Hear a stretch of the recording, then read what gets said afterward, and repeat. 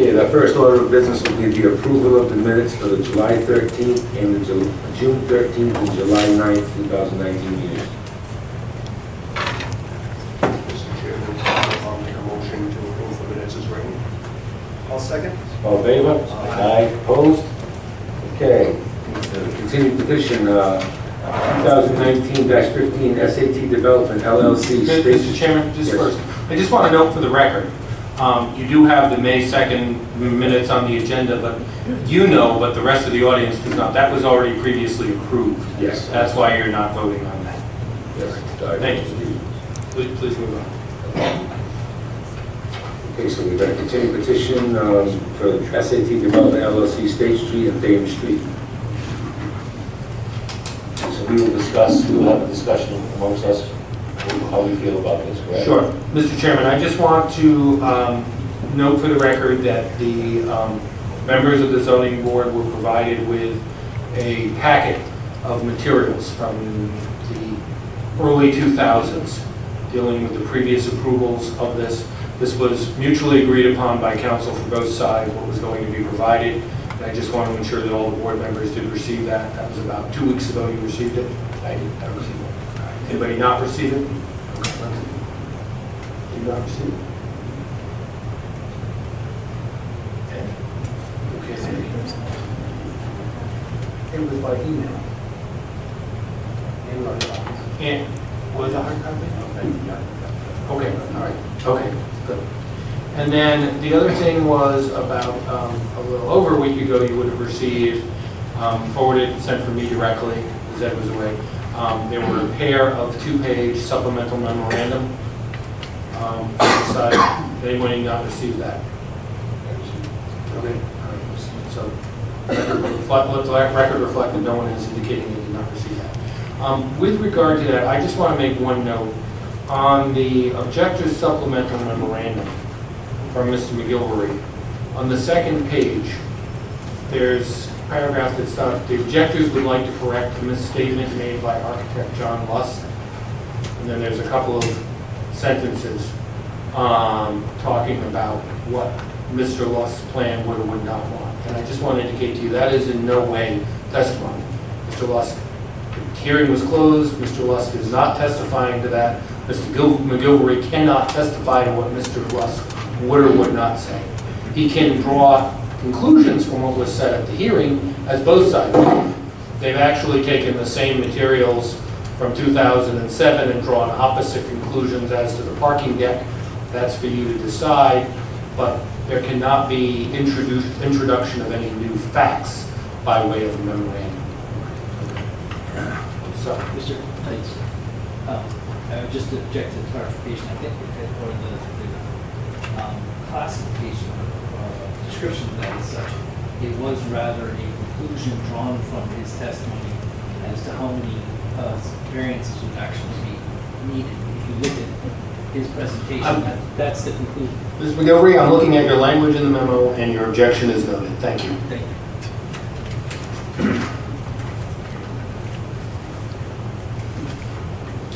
So, just by way of process, we know that the previous 2 phases of this are currently under appeal in Superior Court, and so we have no reason not to assume that this one will also be appealed to Superior Court. So, as is the normal course for these sort of matters where we expect them to go to court, it's also a large, complicated matter that's had hearings over several nights. What I would anticipate is that tonight that you would discuss it, talk about what your overall general conclusions are, and come to a conclusion, take a straw vote as to how you're in, whether you're in favor or opposed, and at that point we talk about individual findings, working our way through the findings, and I would draft a decision for you to have at the next meeting for you to formally adopt. So, Mr. Chairman, if it's okay with you on the board, I can lead based on my self-deliberation, if that's okay with everybody. So what I would suggest is we will go through some topics, and I'd like to just go through my notes, and then we can have a discussion on each one. And if people want to add or if they they find that there's some Could you inaccuracies. speak more closely into the microphone? If there's any omissions or inaccuracies, we can work together to build on those. So, and then after we go through that, we could go through the standards. So that would be my recommendation. Does that sound any good? Yes. But I just, you know, I would encourage you to debate things as you go along. If you have questions or disagree with things, speak up as you go along. That was my recommendation. So as we go through each one of these items, and I'll go through the items that I think I'd like to discuss, and once again, the board should add any that they would like to discuss. The first one is the description of the required variances is mostly technical in nature. Second one is the appeals of the HDC and planning decisions. Third one is the assertion that the HDC caused the height variance. The 2007 applications and decisions that the solicitor referenced at the beginning of the meeting. The parking deck evidence and unresolved parking issues that came to light at the last meeting. Use versus dimensional variance associated with commercial space on Thames Street. The seventh item would be the interrelationship between the comprehensive plan and the zoning code. Next item would be supporting exhibit, local versus community works of very court decision. Next item is another exhibit, and it's the preferred realty decision known as Longfield by the Bristol zoning board. A discussion on consideration given to potentially agreed parties has been our practice, and finally then the standards for relief and a discussion on each one of those. Everybody good? Yeah. Okay, so I know that the former vice chairman did make a comment on the way that the planning board decision is worded, and I'd just like to bring it up. The wording in the decision is, as it applies to the zoning board, most of the zoning relief required is minor and or technical in nature, such as that dealing with the layout and striking the parking spaces inside the garage.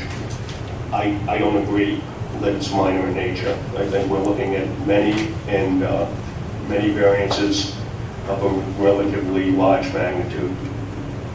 That's all in the discussion.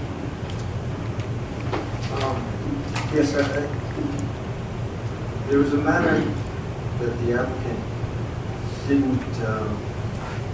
I didn't feel clarified. There's a restaurant on that first floor. It's a 3,000 square foot restaurant. We don't have parking noted for public or otherwise. That's a concern. A 3,000 square foot restaurant should require a pretty significant amount of parking. Not quite sure how that parking is going to be broken up between public parking and residential parking, given the size of the restaurant and the impact from a parking perspective. I don't know if anyone else on the board felt that is something that needs to be addressed. I thought that we had verified that there was enough parking based on the square footage. Can you confirm that, Mr. Tanner? There is, but how much parking? Okay, hold on. Mr. Tanner nodded his head, so I'm going to ask him to speak out loud, please, his response. You don't even need the mic, but just the nod. Yes, I believe that they have demonstrated that they meet all the zoning parking requirements that are dimensional in the zoning code. Thanks. So since they from a variance perspective, they have, but I'm still curious to know how much parking would be. I have a section on parking. That's one of the items we will get to if you want to. I'll parking lot my response. Okay. Okay.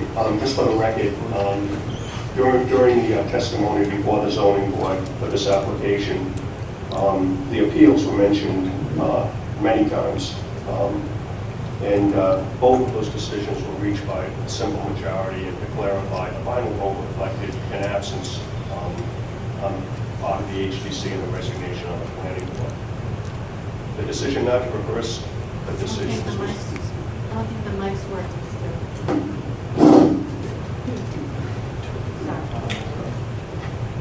Sorry. Try it again. Okay, now try it. Okay. Just pull it close here. The decision not to reverse those two decisions was based on stringent guidelines and some excellent guidance from independent counsel. Those stringent guidelines prohibit the zoning board of appeals from superseding or substituting its own position in ruling on an appeal. The action not to reverse the decision does not indicate agreement or disagreement with the decisions. The upheld decisions are not binding on this board. This board has its own standards that must be met to provide relief to the zoning requirements. Yes, it's just because the appeal from the HDC and the planning board, we upheld it, does not mean we agree with them. It's just we follow the guidelines that they had for the appeal, and they met the guidelines for the appeal. That does not mean that we agree with. And so for zoning perspective, it's not the same thing. Planning and zoning have two different sets of standards. Our standards are different, and we will follow our standards. But it's, you understand that? This is just to calibrate us with the board. So there was a statement in the application or in some of the testimony that the HDC caused the height variance. After looking at the evidence and hearing testimony, this doesn't appear to be accurate. The HDC expressed a preference for one roof design over the other, but both designs required a height variance. Any discussion? Yeah, I would state, Charlie, that ultimately any board would suggest manners in which the applicant could continue on with their project, but by no means does any of it bear what the applicant is required. Okay. Next item. The 2007 applications and decisions. This was also referenced multiple times. That's why I requested to be able to obtain the copies. The plan, depending on the version, was 6 to 10 dwelling units in commercial space that was compliant along stated names. It's not the same project. The approvals have expired and they're not binding on the board.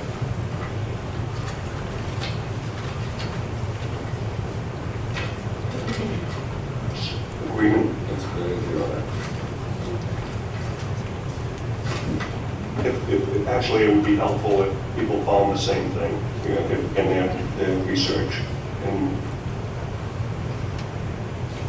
the number 5, the parking deck evidence and unresolved parking issues. I looked at everything.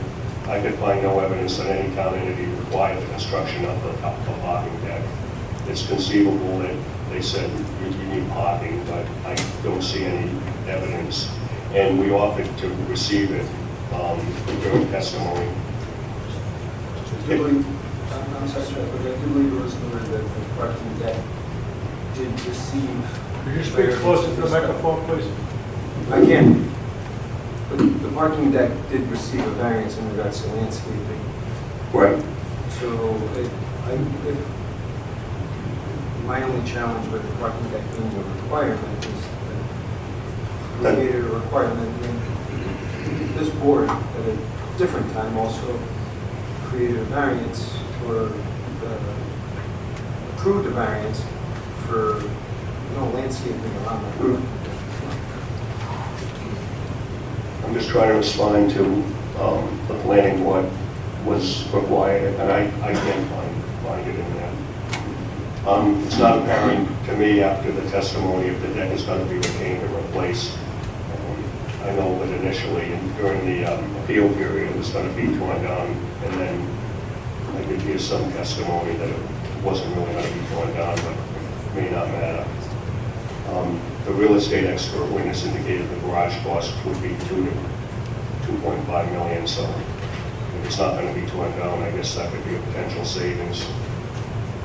The reduction of the parking space size and proposed configuration is a concern to me. we didn't really drill down that deep, but we did receive some concern letters at the June 13th meeting.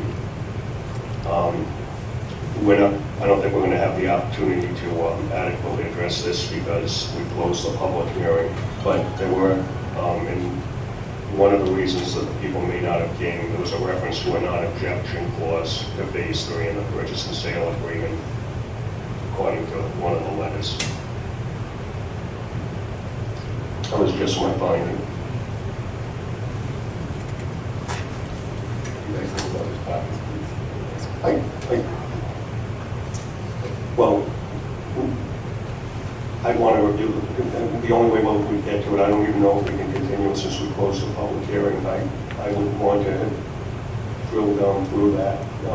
We came up at the June 13th meeting, we had a brief discussion, but we made a decision to close the public hearing, but I'd want to review that. I mean, there were like pages of concerns from people that are actually using the parking lot. That parking lot is, that's part of the other building, that isn't part of this project. There's big concerns about parking here now. The Belvedere now is not our concern, that's his concern. Because taxes are not parking in front of us. I think your concern is, and you're right, you can't reopen the public hearing. The time to have asked about it was before. You have the plans, you had the testimony of Mr. Martin, their engineer. It's really just if you have a problem, if you believe that the relief that they're asking as far as the aisle width and the tandem spaces is, doesn't meet the cumulative requirements for dimensional variance, more than a mere inconvenience and not self-created and so forth. I mean, I'll take it to it, but that's what you have to do. It doesn't matter what the people said. I mean, that's stuff that you heard in evidence, and you can decide whether you find that credible or not, but it really doesn't matter. You're not hearing from them wouldn't make any difference again, because you're looking at on what's proposed before you on those plans. Now, those plans, if that came before you, I guess my bit of homespun advice on this would be on a lot of these things to think for yourself. If this came to me on some other project, if this was a building on Metacom Avenue, aside from the historic stuff, which you can't divorce from it, but on all the other dimensional stuff like the parking, if this was a building that came to me on Metacom Avenue, would I approve it or not? That's kind of what I would suggest as a way to look at it. What do you think as far as the hardship and issues, and is this appropriate? Does it meet the standards that way? But the parking, the hardship, how the hardship, because you have 25, then you have to make the parking spaces smaller, because you have more cars than you fit, so you have to have, trying to gain parking spaces and make them smaller. That's how I see it. I just, this is one of some of the things I did during my review to look at it. And I started to say, well, we didn't really look at the letters. We got them the last day, closed it. And I think and when we go through the standards for relief, I think we can get back to the parking. Okay. This is going to be a little painful for me, but it's the use versus the dimensional variance associated with a commercial space. This is where it's going to house parking versus being a commercial. And I know that the town has a position. So I'm going to read from the use table. There's a footnote in the use table, and I'm going to read it. In the W waterfront parenthesized zone, other than for single, two-family, three-family, four-family dwellings or an urban rehab land development project, retail business office uses, marine trades, industries, restaurants, cafes, and delis are required on the first floor within 50 feet of the front lot line. I think if I had to, I could develop a rationale for why it could be a dimensional variance, but it would have been good for me anyway if the town had provided a written rationale. And without it, I'm inclined to disagree with their position.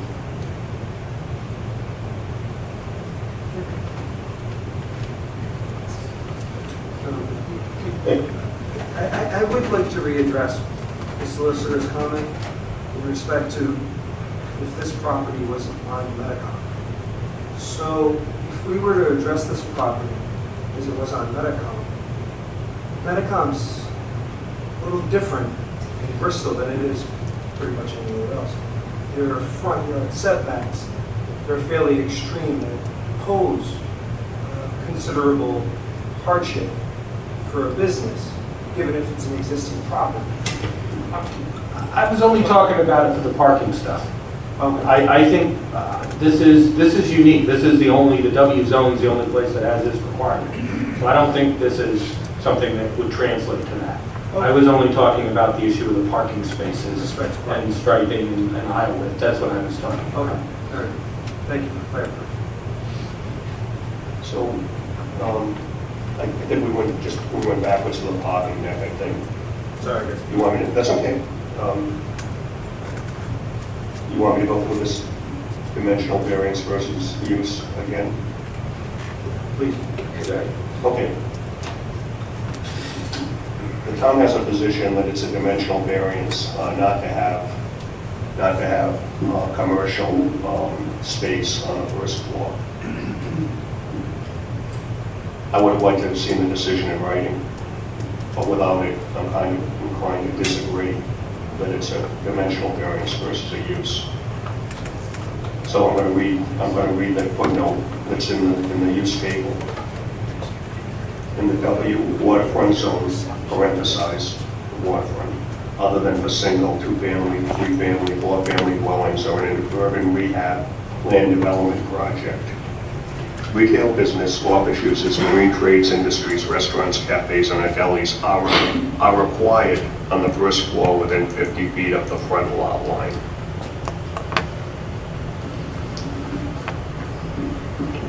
So you will have one restaurant, there will be a restaurant below, we will still have that long wall of no business. Based on the floor plan, I believe the proposed restaurant is in the northeast corner of the building.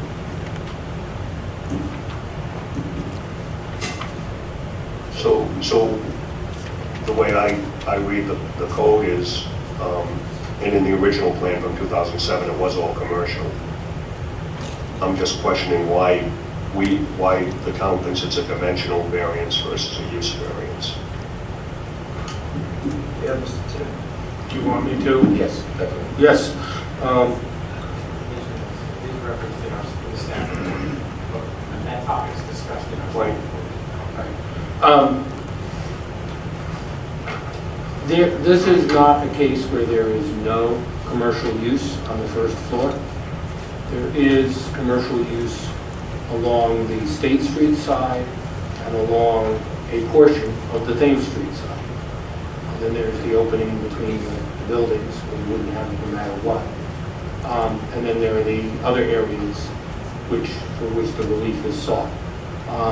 And it's my view that by tying it to a dimensional requirement, it becomes a dimensional variance. If you look at the state law, it talks about anything that's not use is dimensional, unless you're talking about lot area dwelling units, which doesn't apply to this. So if they were, for example, coming in and wanted to only go 25 feet deep along them, to me, that would certainly be a dimensional variance. I don't want to go 50 feet deep on my stores. I don't want to go 25 feet. That would be a dimensional variance.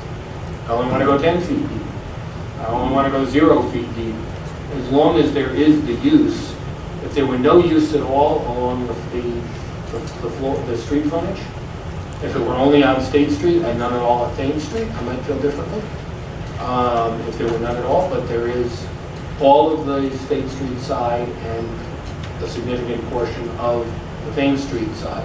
So to me, a variance is necessary, and their first application didn't even have included at all. I think it's necessary that they seek relief from it, but I think it's dimensional because of that aspect. Obviously, reasonable minds can disagree. My purpose, just from our own understanding, but also if this undergoes a higher review, that we address it and we cover it and we discuss it rather than be silent. That was my point. So the reason you're calling it dimensional is because it's not what our code calls for. Right. It didn't say no resident, it didn't say no parking use on the first floor. It didn't say you must have this commercial use on the first floor. It wasn't an absolute. It had it tied to a dimensional section, the idea that there would be some of it. And they are providing a certain amount. As I said, if there were none at all, if the whole first floor didn't have it, I'd be thinking differently. But to me, it looked like a dimensional variance. And our code states how many stores should they have there for our code? The code doesn't specify how many. What the code talks about basically says the first 50 feet. I think the idea was they're envisioning that even beyond that 50 feet, you could have parking and other uses, but wanted to have some street front activity. And that's why that was put in. It was actually more dealing with Robin Rugg at the time was kind of really what led for that initially coming forward as part of it and the other buildings that were going on at the time. So it was never specifically looked at. It's not for this specific site. It was for the waterfront zone in general, all up and down there, but not for this specific site. Because I personally have a problem with that big long span of nothing being there. Blank wall. That's fine, and that's reason. I mean, you can decide that as well. I mean, first of all, I do think Mr. Burke is correct. You should decide if it's a dimensional or a use variance, even if it's a dimensional variance, you can find that the standards haven't been met. That's up to you to decide. So,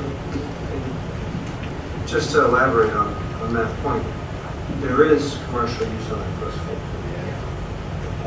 So, to solicitor's point, I can see the use there.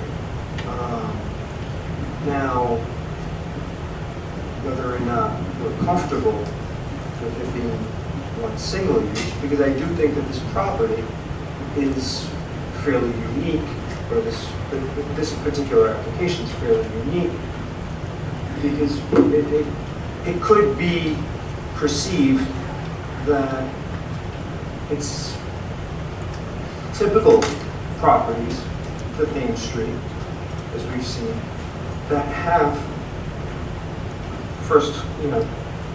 commercial first floors. Typical size property, and when I say typical, what I'd like to elaborate on is how most properties are, on State Street, past Hope, and how other properties are on Thames Street, moving south towards Charles Street. You don't have a property of this size there, with the exception of the hotel and so, but yet again, that property does have 2 storefronts on the gateway into the property. So it should be noted that there is a retail, there's retail on that first floor. I personally don't feel comfortable with the fact that there's an extended amount of street-facing frontage without a storefront. We can,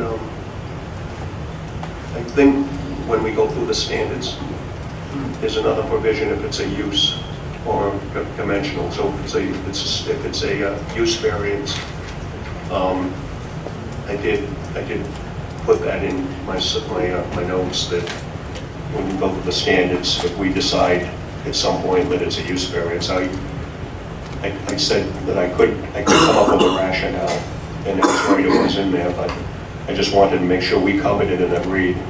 I don't know if we have to decide whether it's a use or dimensional, and depending on how it goes, it may not be relevant. Of course. It's a higher standard, though. It's a higher standard for the use variance. Okay. The interrelationship between the comprehensive plan and the zoning code, there was a lot of discussion